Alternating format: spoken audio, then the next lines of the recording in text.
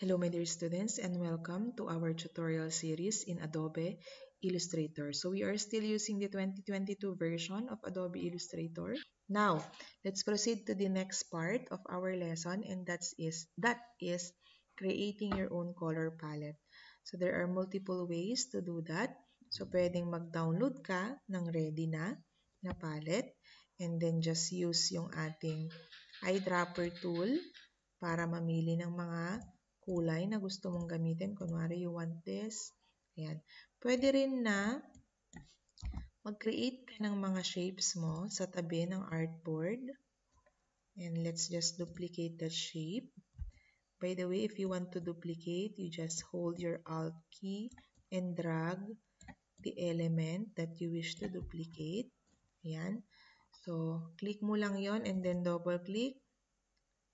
Then select manually yung gusto mong kulay.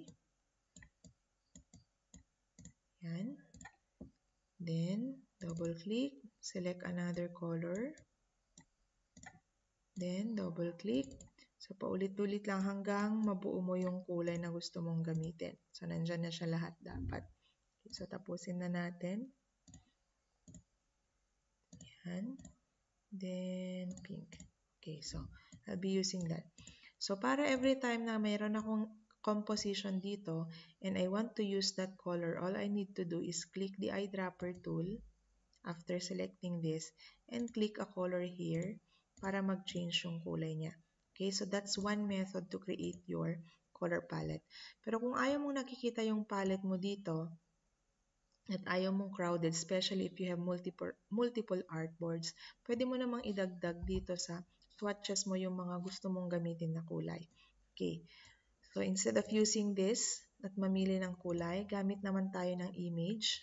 Okay, so let's use this image as our basis in creating our color palette. So I will just drag it dito sa ating Illustrator file and resize.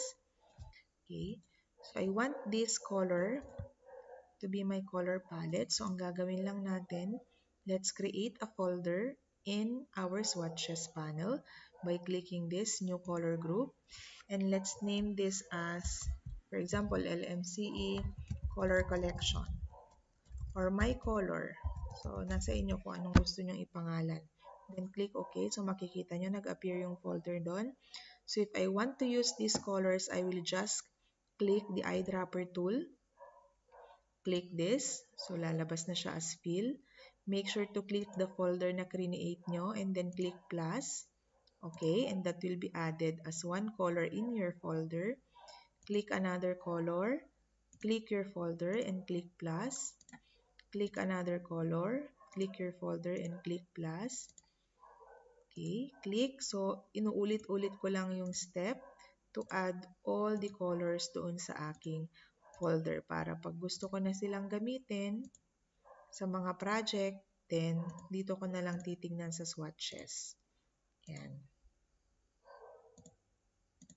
Okay, so let's say na nalagay na natin, so we can delete now this photo.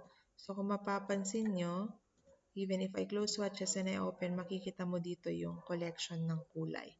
Okay, so that's how you create a color palette using a downloaded palette, using the color picker, and using the swatches, using a basis or a reference color. Okay, dun sa image na ginamit natin kanina.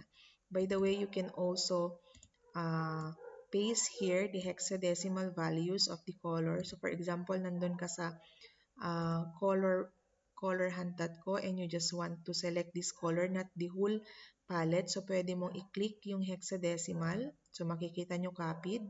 Pag bumalik ka dito sa Illustrator, pwede mong i-paste dito yung kulay and click OK. And that will be applied doon sa inyong fill color. Or kung stroke man yung clinic mo, pupunta na dito yung kulay. Okay, so that's how you create color palette in Adobe Illustrator.